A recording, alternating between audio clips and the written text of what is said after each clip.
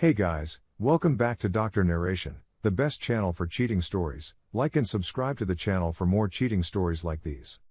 Dates 8 years, then cheated on. I want to curl up and die. Straightforward, male, 26. I caught my 8-year-old girlfriend cheating on me through text messaging. She was literally passed out with phone in hand and text app with the dude up. He's a co-worker, and she swears she hasn't done anything other than, which I don't believe. She began her first full-time job as an LPN around 9 months ago, and she struggled to balance working full-time and having a social life.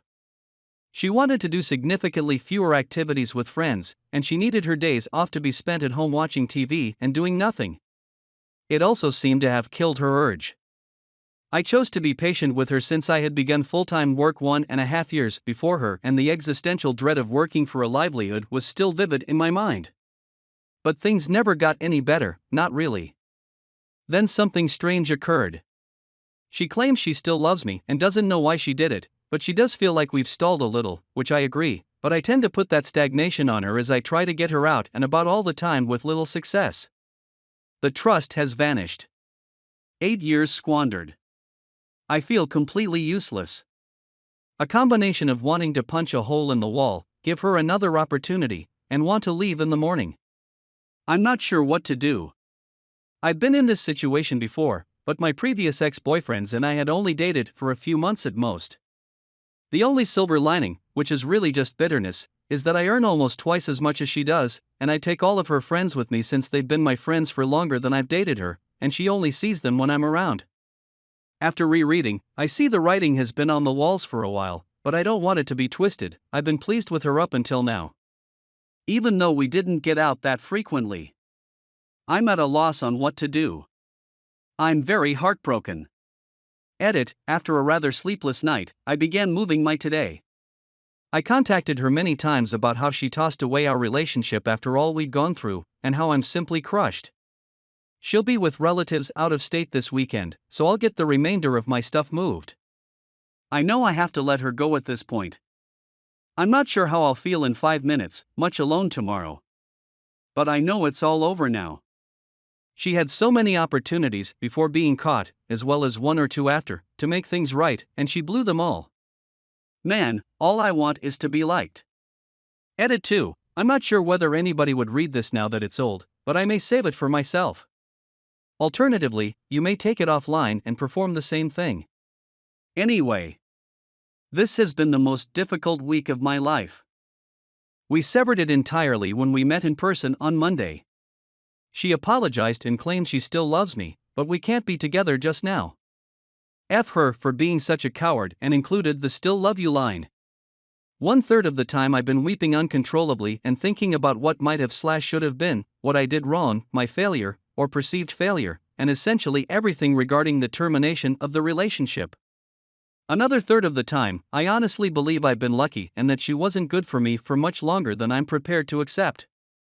I've considered how I'm going to take action to regain control of my life, such as counseling, going to the gym, and doing things I've wanted to do for the previous 8 years.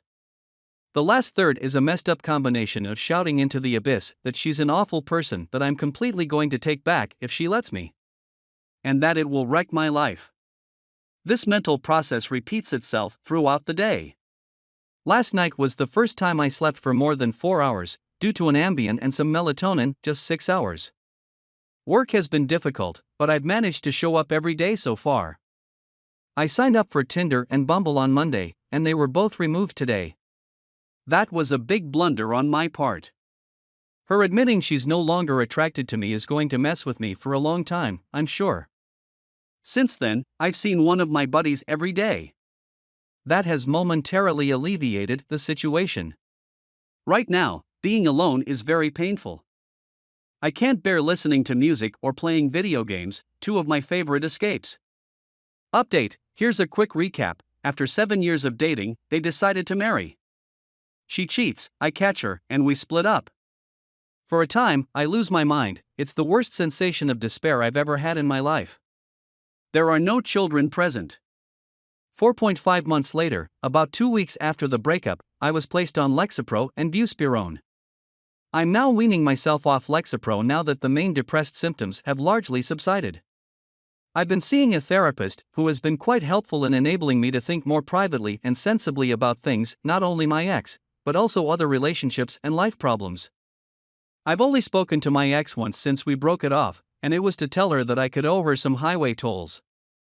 But at this moment, I have no desire to speak to her about the breakup or anything else. I've been dating a few different folks, all of whom I've informed that I'm not looking for exclusive relationships. Dating is a lot of fun, if not a little expensive. I don't enjoy spending too much time alone with my thoughts, therefore it's kept me occupied.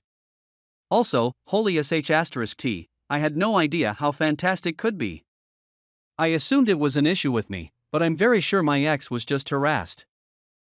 I'll admit that I miss the sense of having my person. Just someone I can tell anything to and know they'll be there for me.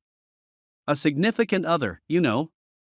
I feel like I've exposed a lot of blind spots I've had and really began evaluating the requirements and expectations I need in a relationship after dating other individuals, reflecting on my relationship with my ex, and working through both of these things with my therapist. They were most certainly not being met by my ex. And they aren't all met by the folks I've been dating.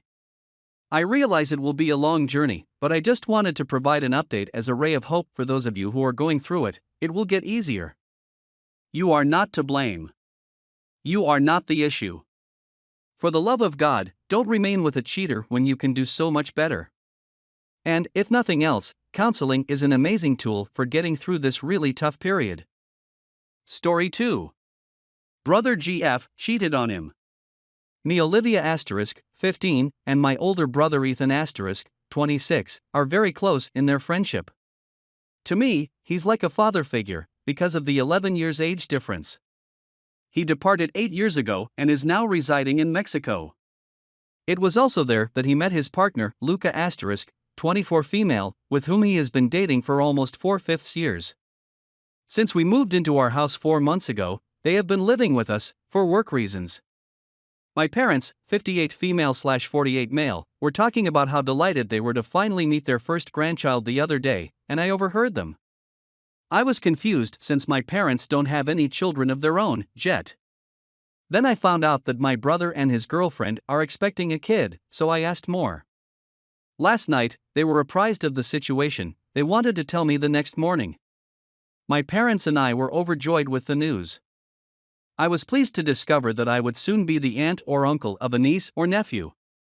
However, 2 nights ago, I overheard the girlfriend speaking in Spanish on the phone with a friend. We have extremely thin walls. I was on the phone with my closest friend Alba *, 15, who is of Spanish descent and whose native language is English. "What the hell is Luca talking about?" she said as she stopped me off in the midst of my thought process. Because I don't know Spanish, I was bewildered by the situation. Then she yelled, "Hold your phone up to the wall, I want to hear what rubbish she's talking about." I was baffled, but I decided to go forward with it anyhow. When Alba realized what was going on, she said words like this: "What new, and no es grave. LOL. When Luca's phone call came to an end, Alba was enraged.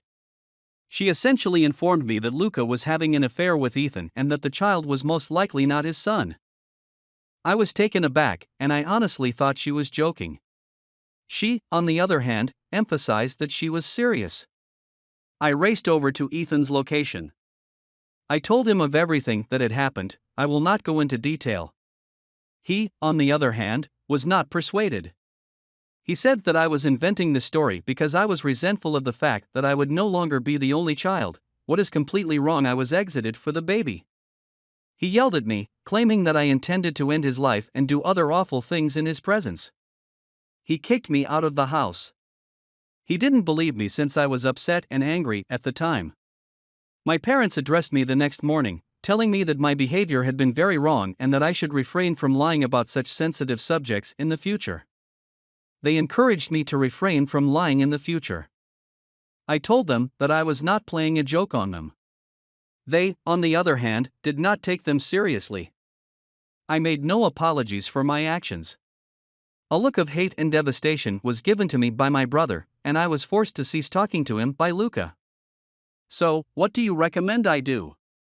Would you please assist me with some guidance?